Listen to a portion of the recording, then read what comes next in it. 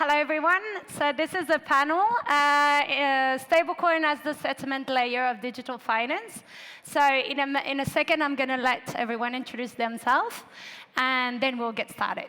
So please, whoever wants to start first. Hi, everyone.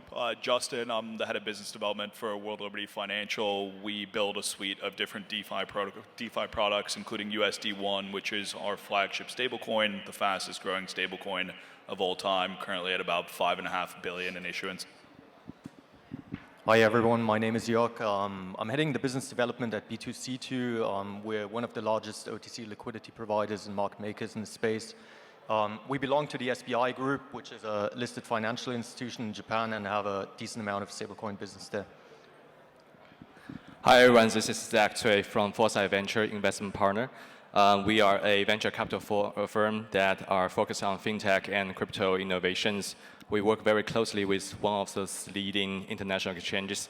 They are our main LP. We work with them hand in hand in creating strategy and plan out, geographical expansion, product line expansion, and we do multiple strategies from seed to venture growth and even M&As. Thank you. Hi, everyone. Thanks for joining. Sharon here from Gnosis Business, which is the business account arm and on-off-ramp arm of Gnosis. So quick intro about Gnosis. Gnosis is probably most popular for Safe, the multi-sig wallet, but beyond that, actually, we do a whole suite of products. The common theme is always open finance, pretty strong focus on emerging markets like MENA, Latin America as well. As a fun fact, just recently in January, actually Gnosis Chain became the top most popular chain with the highest volume of Brazilian stablecoins. Yeah, so happy to chat more. Hello, everyone. My name is Felix. I work at Defense or DFNS.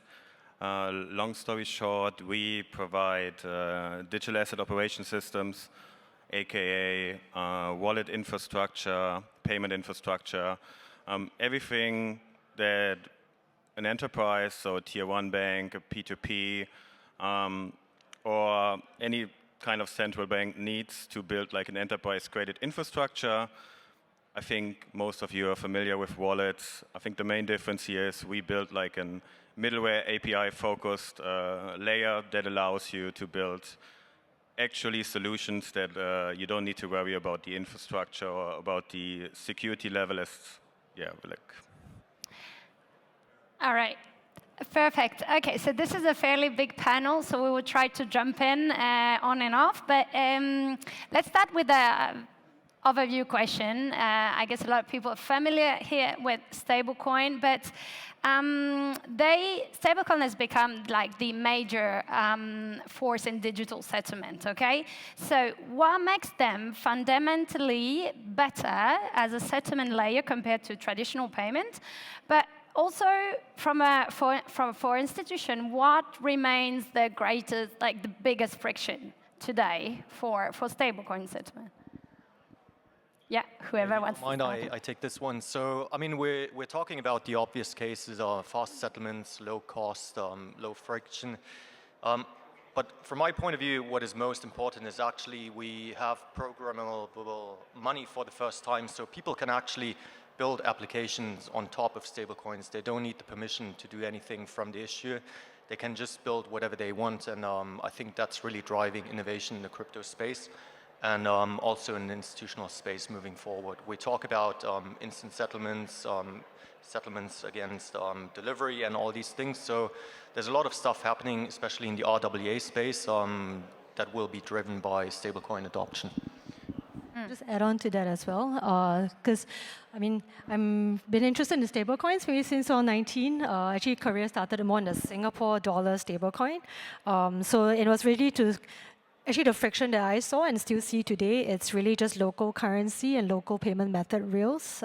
So your e-wallets, if more of them actually start and local bank accounts start to hopefully be better connected to the US dollar stablecoin rails, I think that's where really I think you will see the widespread adoption all the way from fintechs, and like you'll really be able to adopt it, and it really does trickle down all the way to the issuer ultimately.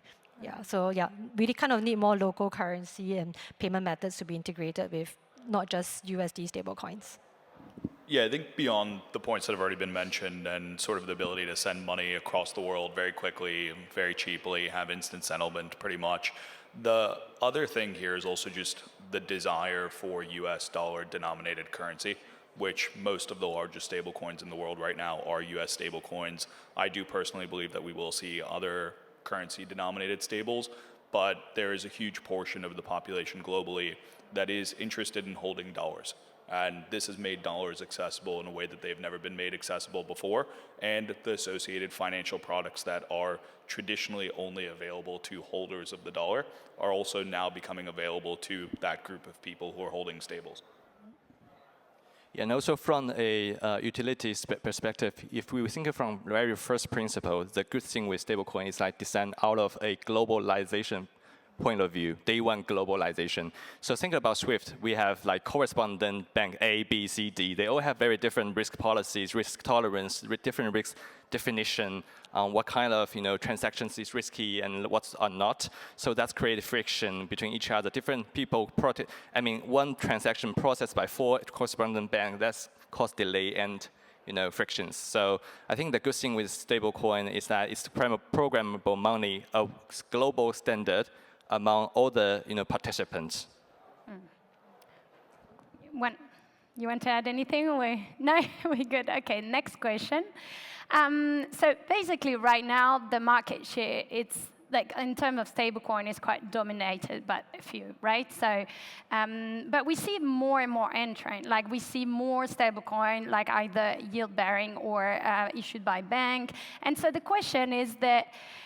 What determines which stablecoin win the market share? Like, is success driven by distribution? Is it driven by the most compliant? Is it the best yield generation? What is it you think is gonna be something that is gonna, who's gonna basically lead the market? Are we gonna have still very dominant people like a stablecoin, or can we expect, more and more like a huge amount of them, given the fact you have liquidity, of course, but yeah.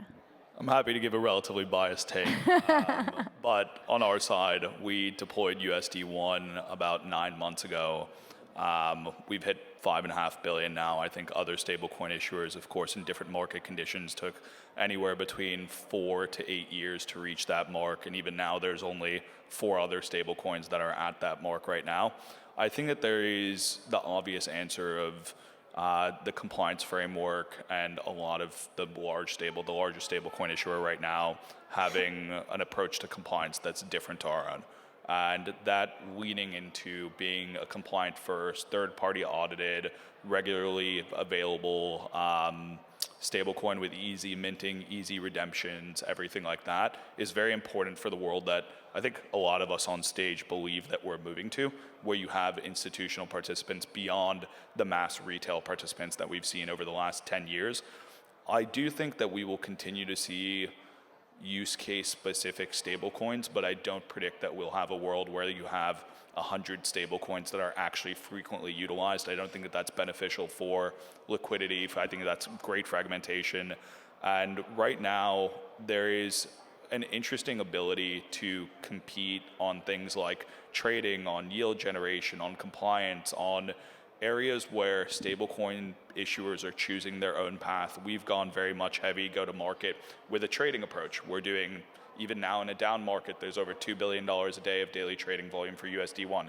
Other stablecoin issuers that are of relatively similar size have taken the approach of pure yield generation as a way to acquire new users.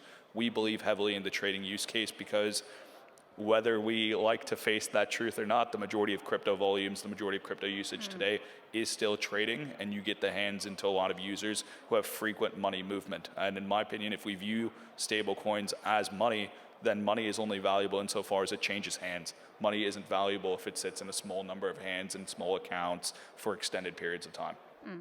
Felix? I think I'm being pretty critical about the question. Does every company and every bank and every country now needs a stablecoin? I don't think so.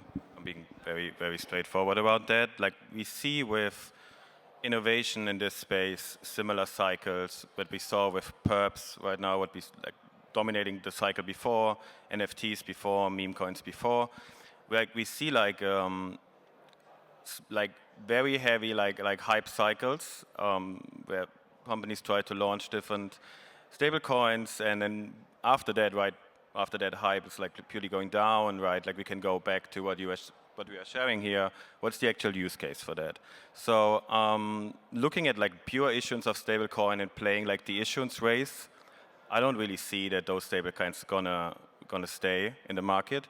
On the other hand, it makes absolutely sense, right? If we look at the notion around big companies having 150, 200 million users, and they were predominantly before tried to build app chains.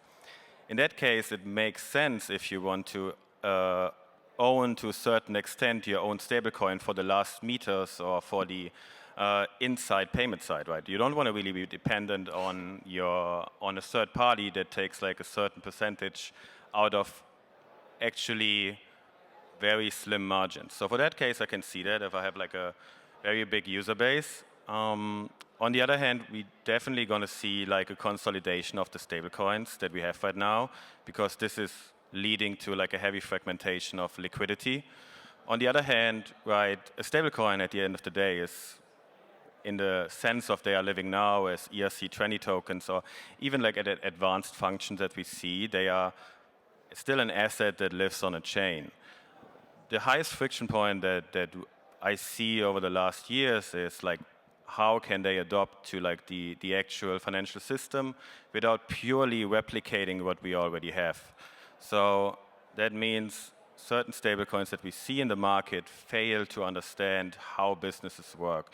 They fail on their infrastructure level to be compliant with standards that we have for years, like NIST compliance, or even being SOC 2 or SOC 1 compliant, that are like hardcore security standards that I have if I want to work with an enterprise. On top of that, right, if I go away from the blockchain level, and it's a discussion for itself if you also need blockchain-specific stablecoin chains, going that level down, right, it comes down to also how are those stablecoins able to integrate into like the broader stack of like wallets, on and off ramps, being in Asia, talking about Korea, being compliant with travel rule, right? All those things, like the biggest friction point here is finding the right fit that fits into the jurisdiction and the regulatory scheme, with what you said, and like ending around this, still having a use case around this and like offering additional benefit.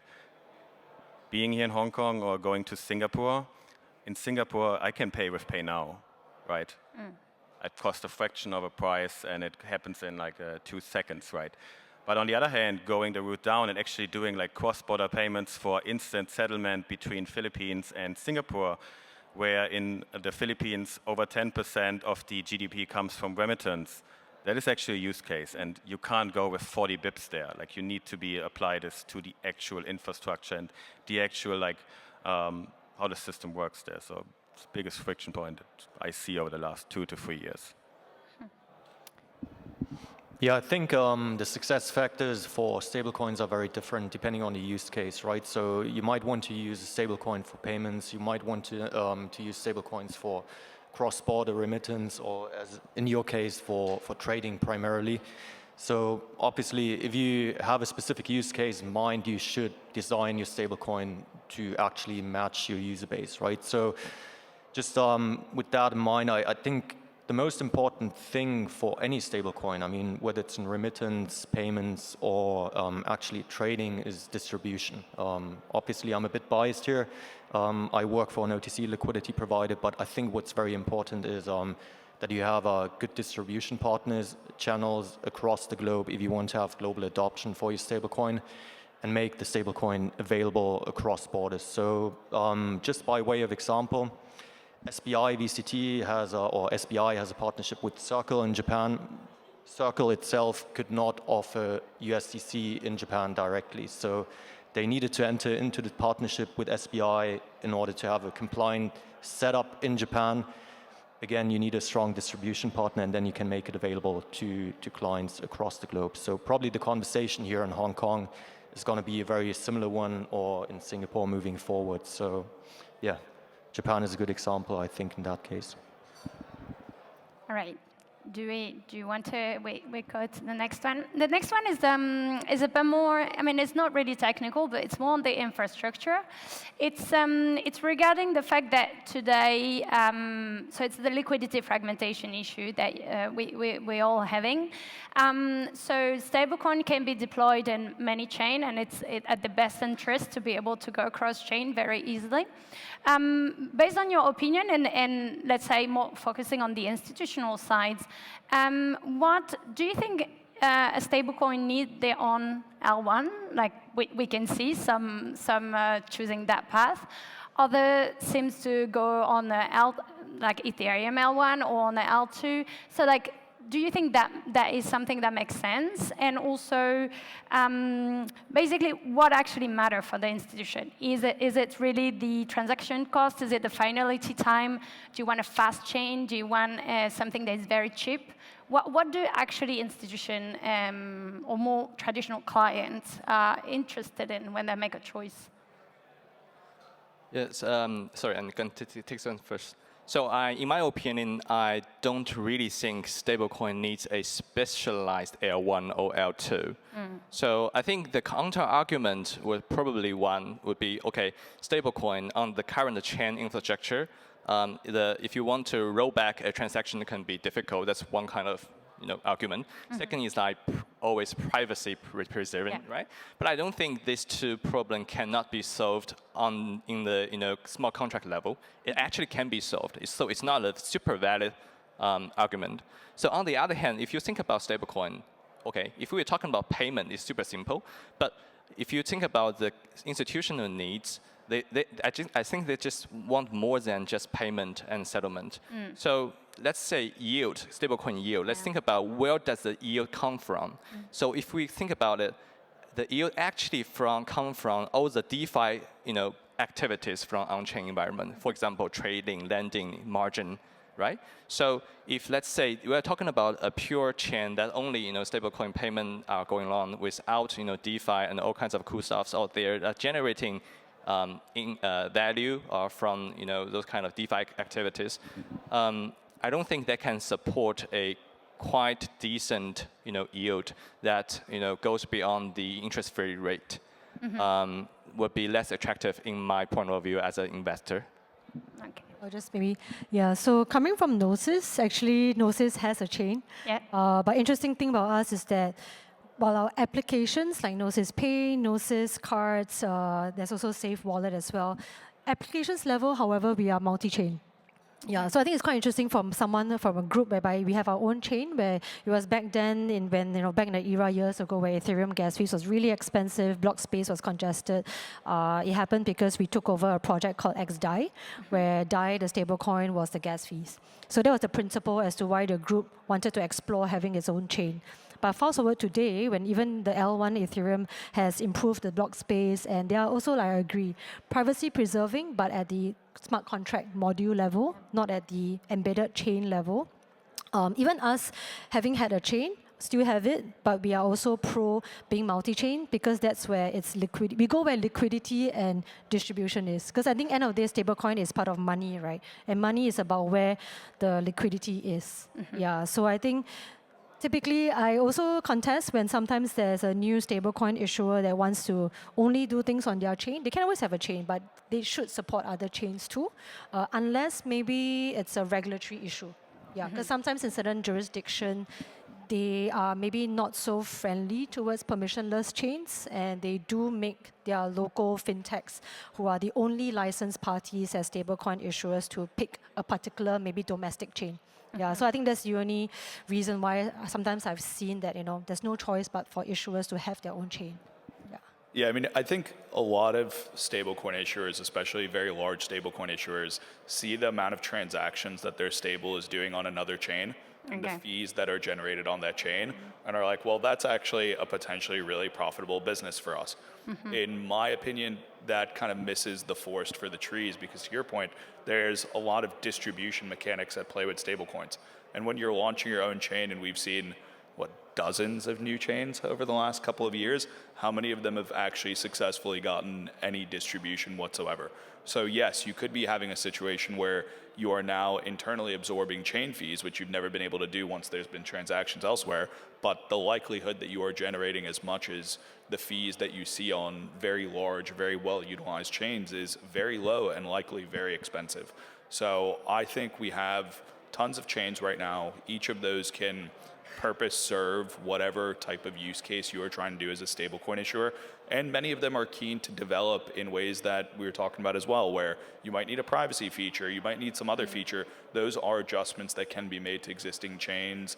And I guess from our perspective, we're more interested in being a great partner to existing chains than we are in building our own. Yeah.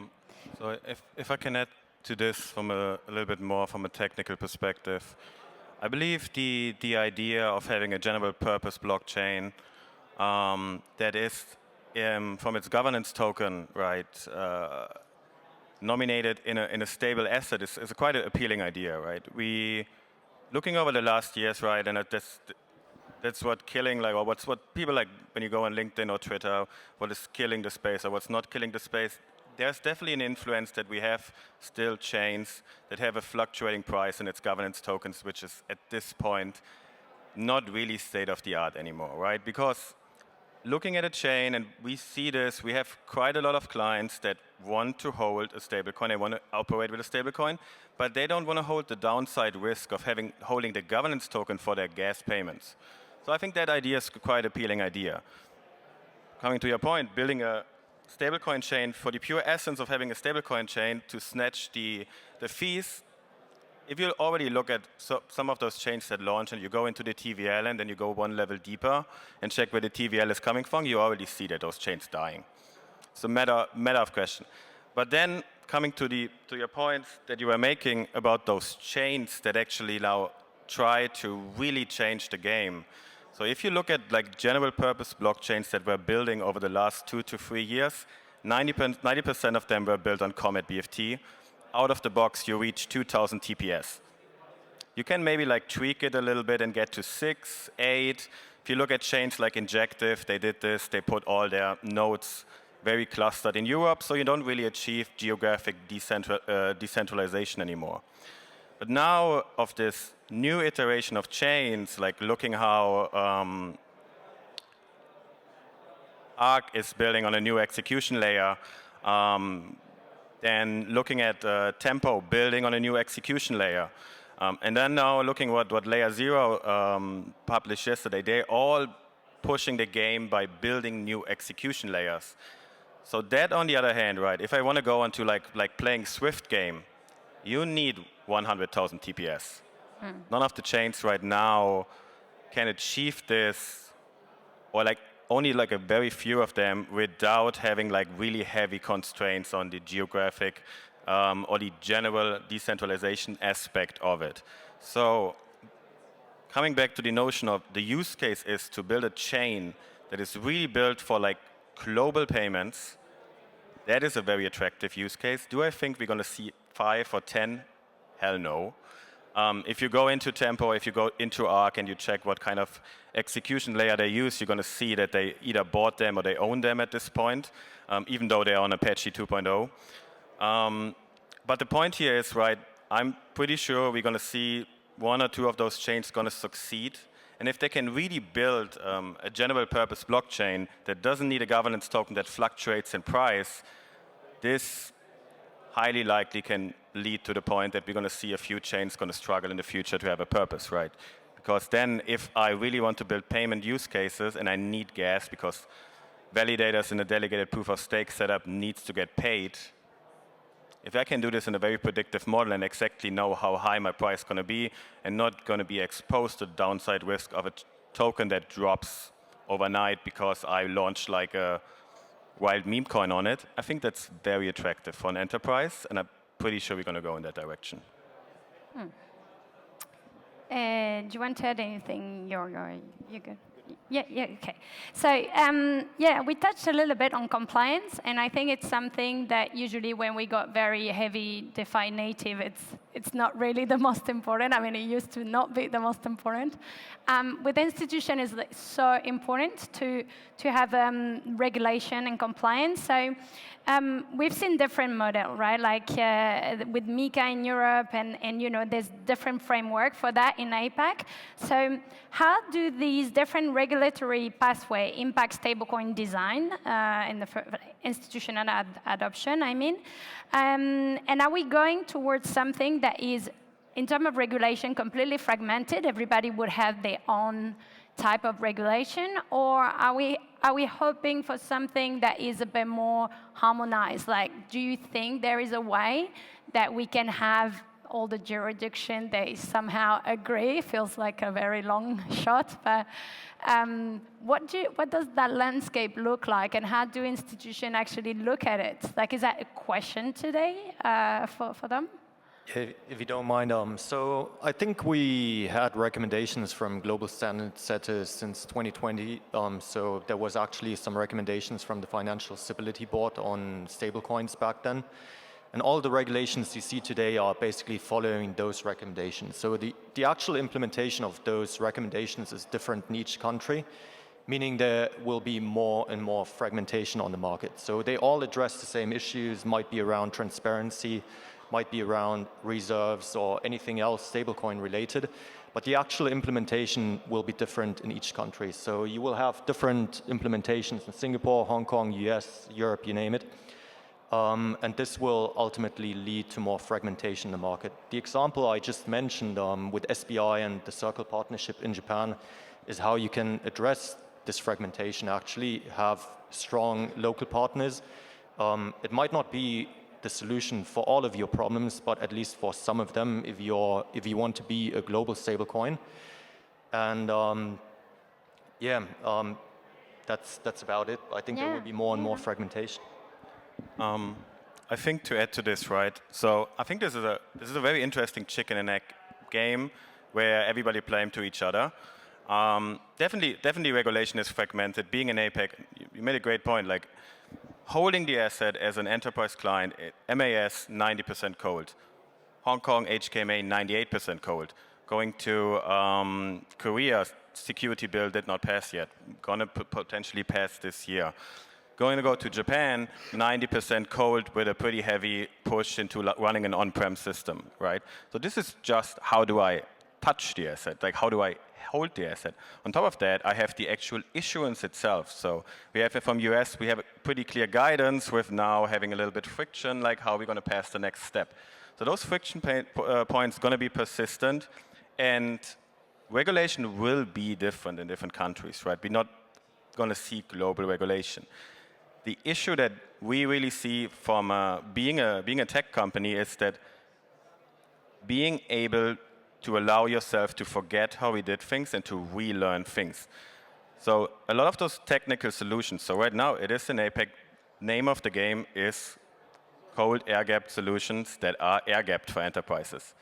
You can push this in every direction, but solution providers need to have the ability to apply to regulation and foresee regulation, and also being able to adopt to the system that we had before, but also being able to be critical to points and not just eat that up. There are things that are just not at that level of security. Just having a pure air-gapped solution, and we saw that with recent hacks that we saw like this year or last year, putting like a USB stick that is potentially an air-gapped solution in your device doesn't make it safer, right? We see, and what is missing from a regulatory standpoint, and I understand that because it's very difficult to get talent for this that is good at this, is like those things about how I manage this, like policies, policy engines, compliance flows, etc. How can I mirror this to a blockchain? We don't see really a lot of regulation around that, because from a technical standpoint, we pretty know at this point how we can build this from a cryptographic perspective, how to make this secure. But like having those things, right, on like having actually how to flow, how do I interact with like those new threats that I see through AI. Social engineering gets extremely wild nowadays. Like the amount of attacks that we perceive, right, as a provider is getting to another level. So that one is definitely where we need to see regulation catch up and how to work with those providers. Yeah. Maybe just to add on as well, one good news, Hong Kong included, just got announced, I think, this week, where a lot of countries are starting to be clearer of their stablecoin issuance laws. The but is that the clearer they are, sometimes, your typical domestic e-money laws that we see in the fintech world of e-money, where sometimes requires them to work with only a local bank or even a local hosting provider or local wallet tech solutions, and that's where lines get really blurred and actually very tough, especially for the blockchain world, because where your wallet tech is sometimes decentralized, how do you comply to local hosting regulations? It's really apple and oranges, like two different worlds, but yet obviously, you want to comply with the local regulations because you are perhaps a stablecoin issuer of a local currency, but the tech is just, there's no such thing as a local tech stack. Yeah, so it really conflicts, and you really see that a lot happening when you talk to the stablecoin issuers, a genuine struggle that they have. And plus, a lot of times we know that the market demand in a stablecoin world, everyone hopes for maybe non-USD to pick up, but the USD stablecoins are the common denominator. And it's really challenging, I think, for a US dollar stablecoin issuer to set up all these compliant rails domestically around the whole world. Like the whole be local by going local is so expensive, but it is what's needed right now in today's market. So you see the other USD stablecoin really pushing hard, either 100% themselves or through very key JVs to go local in order to be global. Yeah. Do you want to add? Yeah, I was just going to add that I think that a lot of the compliance question right now and a lot of the compliance stalling is essentially like a definitional and a business question. By definitional, I mean we've seen a lot of different things called stablecoins in crypto in the last 5 years, many of which I think are probably not what we would define as stablecoins. Something like a tokenized hedge fund offering, something like a yield-bearing stablecoin. A lot of these are structured financial products which do have their role in crypto, but are, I think, fundamentally different to what we think of or what we should be thinking of when we think of a stablecoin. So there's what would be your definition of what a stablecoin is? I think a US stablecoin is something that is one-to-one backed by US Treasury bills, cash or cash equivalents. Okay, so it would have to be backed by Treasury T-bills or currently in the US you have to be backed by 90-day T-bills, cash or cash equivalents, which is, I think, the denominator of cash for outside of crypto as well. And that is just the mirror of sort of digital money, but on chain. That's you define it in the same way as you define money off chain. And in the US, I think right now, one of the big questions is, well, okay, if you're a stablecoin issuer by that definition, and your revenue stream is essentially the T-bills that underpin your stablecoin, well, what can you do with that? What can you do with those treasury yields that you're getting? Can you pass them directly to consumers? Can you pass them to distribution partners? Obviously, large incumbent financial institutions in America do not want stablecoin issuers to be able to pass through that yield because it is a direct threat on sort of the bank deposit business, where in the US you currently earn 0.1% if you're lucky on your deposits in your checking account, and that margin is used by banks to facilitate a lot of different activities that they've been providing for an extended period of time. From a consumer perspective, I think that there are consumers that want to hold stablecoins because they believe that stablecoins are a safe form of value, which is where the definition of stablecoins and being a compliant stablecoin is very important, but also the access to yield-bearing products that you otherwise might not have if you're holding dollars in a checking account in America right now. So the battle, I think, right now is fundamentally like a business and definitional battle. And once we have clarity on those things, we can build around them. I think that there's plenty of expertise, not only on this panel, but in the industry overall to build what needs to be built. Yeah, Zach, do you want to add something? Yeah, thanks. So first of all, you have to admit this is going to be very fragmented at the first stage of this very early cycle of adoption of stablecoin worldwide. It's just like any other technology adoption. In the first adoption cycles, a lot of people coming out, a lot of people competing with each other, and then consolidation happens afterwards. And I definitely agree with Justin that, it's not even your definition of stablecoin is different. Different governments have different risk tolerance against stablecoins in terms of underlying assets. For example, in Europe, right, if you are a major stablecoin player, you have to have 50% of the cash as under, not even treasury under the underlying asset. That's totally different from the US framework. So, but look at Hong Kong, the design of its, domestic stablecoin, it's not even allowed stablecoin to get into a purely permissionless DeFi environment. So that's also very different from the stablecoin in other jurisdictions. But I guess I don't see that as a very sad thing, because as an investor, there's more chaos and more complexity we see that should be, solutions coming outside. There should be, opportunities for startups to, provide. So for example, there are a lot of, players that providing, I'm not going to advertisement for anybody, but it's that I do see those kind of so-called stablecoin orchestration layer very useful in terms of, trying to solve the complexity problem, abstract all the things to make it seem super easy, super simple for institutional adoptions.